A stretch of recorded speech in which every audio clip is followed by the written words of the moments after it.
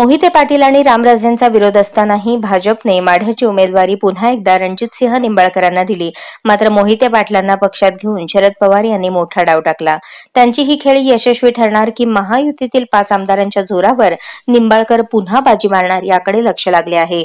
सन 2004 पर्यंत पंढरपूर लोकसभा मतदारसंघ असलेला आता माढा मतदारसंघ बनला आहे.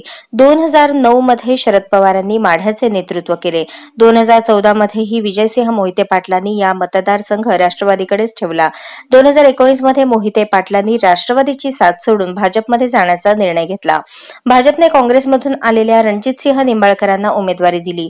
राष्ट्रवादीच्या बालेकिल्ल्यात प्रथम कमळ फुलले. यंदा मात्र मोहिते पाटील भाजपच्या विरोधात आहेत.